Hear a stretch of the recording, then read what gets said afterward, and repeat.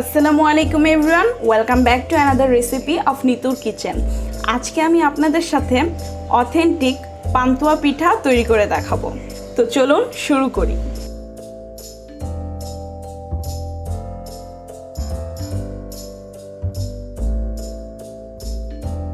প্রথমে একটি প্যান গরম করে 1 কাপ সুজি 3-4 মিনিট সময় ধরে টেলে নেব।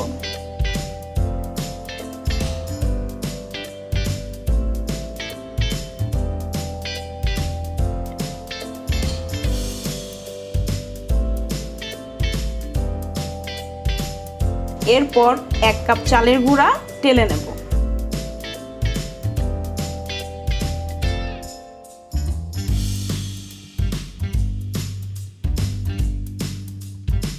টেলে নেওয়া হলে এখন পিঠার ব্যাটারটা তৈরি করব।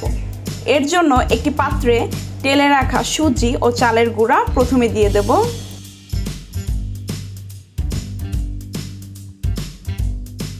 এক কাপ নারিকেল দিয়ে দেব।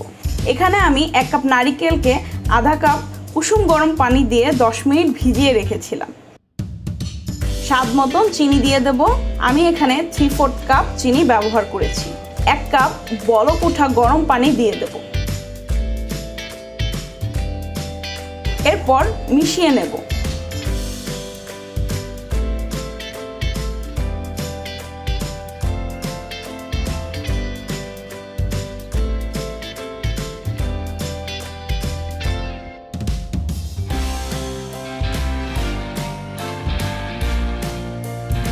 মিশানো হয়ে গেলে 1 কাপ ময়দা দিয়ে দেব। ময়দা দেওয়ার পর অল্প অল্প করে বলক ওঠা গরম পানি দিয়ে দেব। আমি মোট 3 কাপ পানি ব্যবহার করেছি এই ব্যাটারটা তৈরি করতে।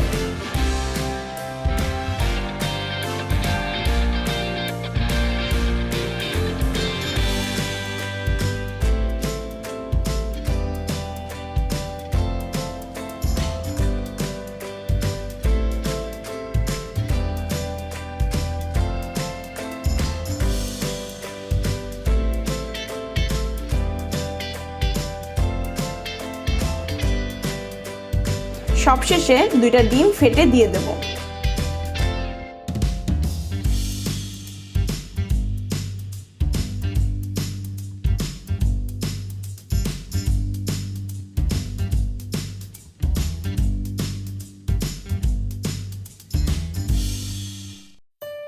ব্যাটারটা 2 ঘন্টার জন্য রেস্টে রেখে দেব। এখন পিঠাটা ভেজে নেব। এর জন্য একটি প্যানে তেল নিয়ে নেব। পান্তুয়া পিঠাটা ডুবো তেলেই তৈরি করতে হয়। তেল গরম হয়ে এলে ব্যাটারে তেজপাতাটি চুবিয়ে তেলে ছেড়ে দেব। আমি এই পান্তুয়া পিঠা তৈরির জন্য তেজপাতা ব্যবহার করেছি। আপনারা অন্য যে কোনো পাতা ব্যবহার করতে পারেন, কিন্তু তেজপাতা ব্যবহার করলে তেজপাতার সুন্দর একটা ফ্লেভার পিঠাতে আসে। আমি এখানে 3টা পিঠার জন্য তেজপাতা ব্যাটারে চুবিয়ে তেলে ছেড়ে দেব।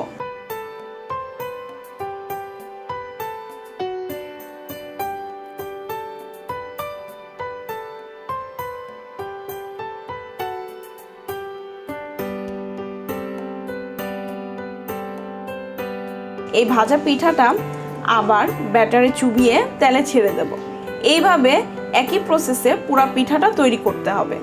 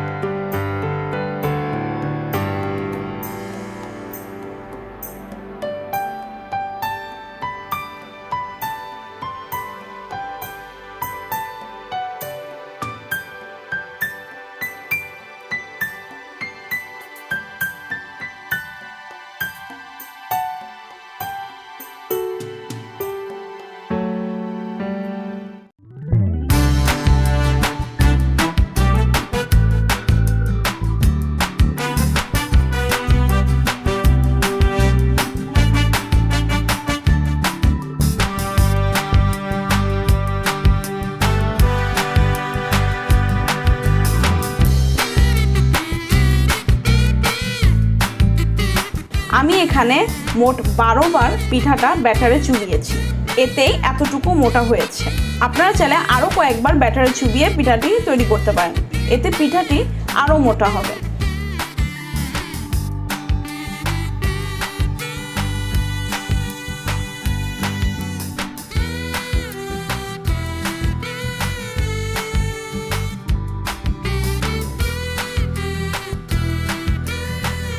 এখন আমি শেষবারের মতন পিঠাটি ব্যাটারে চুবিয়ে তেলে ছেড়ে দেব।